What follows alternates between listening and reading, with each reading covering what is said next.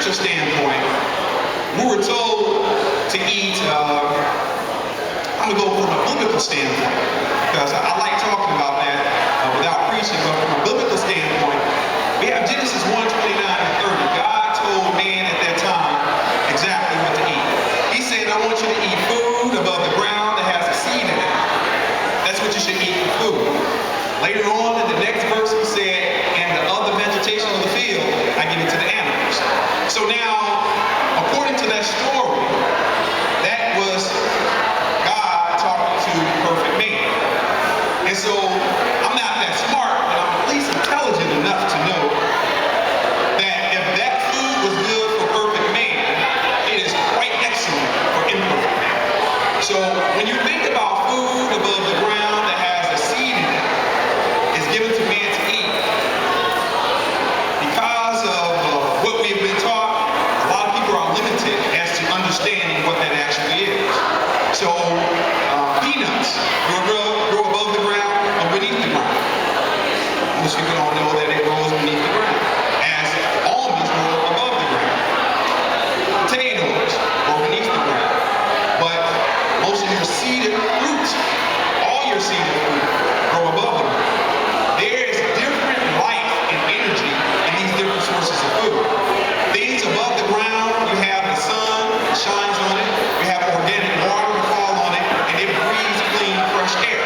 Things below the ground, the sun don't shine on it, organic water doesn't fall on it, and it doesn't breathe clean, fresh air. Things above the ground, as it begins to age, it ferments, it dries out, it becomes electrified, it becomes a nectar, it even becomes sweeter. Things below the ground, it rots, it stinks, it smells. So right there, just dealing with natural foods, you see that there's two different vibrations of foods.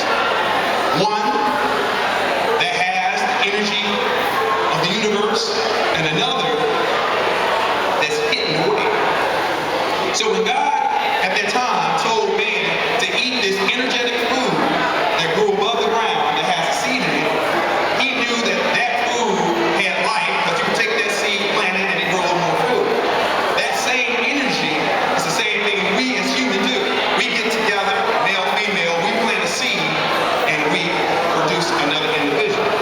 So understanding this cycle of life, understanding how we can use food to produce or continue this cycle of life, is very important in order to stay healthy. Problem is that if I ask a person what you are supposed to eat, I would get a lot of different answers to that question. But if we stuck to the principle that we need to eat food above the ground with a seed in it, you'll find that you might find it pretty hard to name some foods that fall under that category.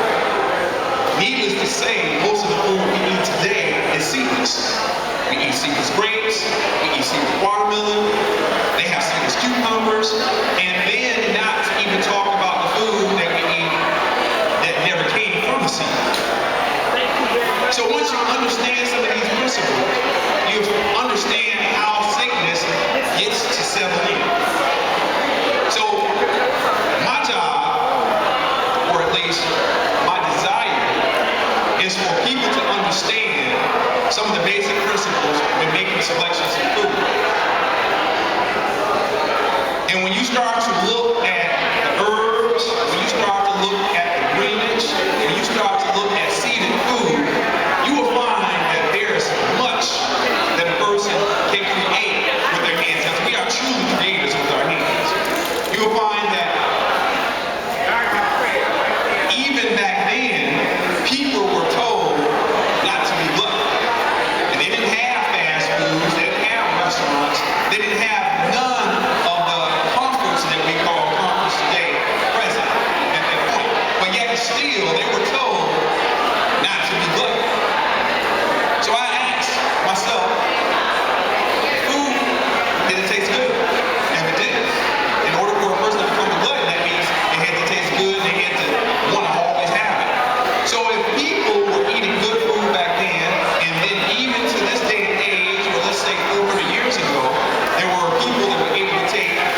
traditional food and make it taste good, you have to ask yourself, is it possible for us to create with healthy food, good tasting foods? So what I do through a lot of different avenues is present these ways to prepare your foods, present to you these foods that you can definitely use that is readily available that we sometimes overlook in order to create a more balanced lifestyle. I have a food list that I share with many of my clients that I created several meals and recipes from just a list of foods. And what you'll find is that many of the foods that we kind of shun away from is because we don't know anything about it. When I speak of quinoa or teff or millet or amara or spelt, these are foods that we don't know anything about. So right away we have this silence from the food. But yet still these are foods that's been around for thousands of years. And my goal is to really encourage individuals to be a little bit more, is to be a little bit more conscientious about some of the choices that they make.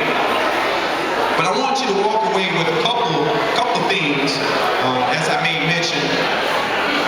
Walk away with a couple of things that you can utilize right away. So I talked about what real food and where it comes from, being that over the ground with the seed. But once you understand what real food looks like, smell like, and taste like, that's the first line of defense to be able to have a healthier body, to be able to be a healthier person, to know what real food look like, smell like, and taste like. All the other animals have that down pat. When they come to a food, they're going to look at it first by sight, they're going to smell it, and then instinctively, they're going to eat it. And if it's not food, they know right away to shun away from that. So as intelligent beings, that's one of the first things we need to learn, how to distinguish real food, because right now our children do not know what real food looks like. If you give them a grape with a seed in it, they might have a problem with that grape because it has a seed. There are other foods that we actually just give to them that they microwave or they just eat it out of a box that they consider to be food, but if you look at just the ingredients, you find that it's not real food. So the first line of defense is knowing what real food looks like, smell like, and taste like. Now the second line of defense, and I'm only going to share two, is just as important as the first. Is having a relationship with the food that once you've eaten it, the signals that it gives that you understand whether or not there was real food or not. So when you have acid indigestion, when you have stomach pain, when you have breakouts, when you have bumps, when you have boils, when you start to itch, when you get headaches, when you have diarrhea, all these are indications that what you just eaten was not real food, because real food doesn't affect the body in such a way. But what we sometimes get programmed to do is to address those signals. If you cough too much, go get you a cough suppressant. If you have diarrhea, go get you something to take care of that. If you have a skin rash, go get something to put on it, without addressing why your body are giving you these signals. The body is an intelligent being, and it talks to you. So if you utilize that second line of defense, is to have a real communication with the body, to understand that the body gives signals to let you know what's good and what's bad, you'll find that you will make better decisions each and every day. Some of the basic principles that I think that I speak of is easy to understand, but when I talk about diet and nutrition,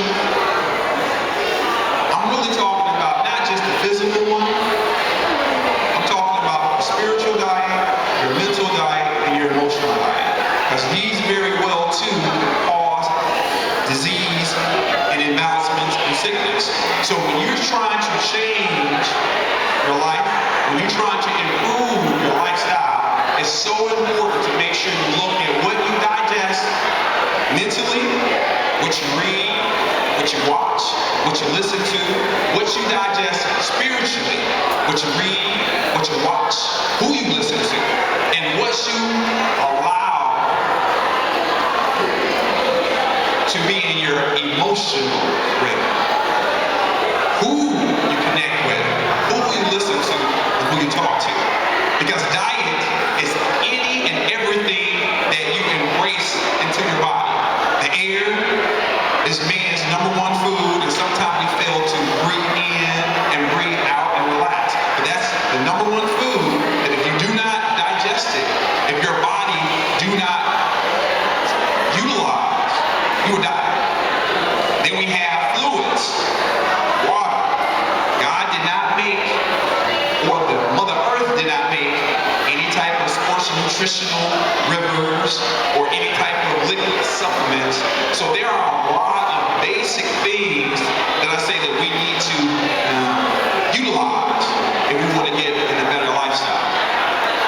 So my holistic approach, like I said, you can catch a lot of what I talk about through my talk show. It's called What You Got to Lose on Blog Talk Radio. I share a variety of different topics, and I can talk about a variety of different things. Also, you can go to my website, SherwoodGrant.com. It's going through a revision process, but I have some videos and I have some articles that definitely is informative that you can utilize. I will be around in the corner, so if you have any questions, any thoughts, definitely shoot them at me. I think I have another segment a little bit later on to talk a little bit more about the fitness side, but I'm glad that I had an opportunity to share more, or share in a different realm about the nutritional side of food, how to take better care of yourself. So I do appreciate your time.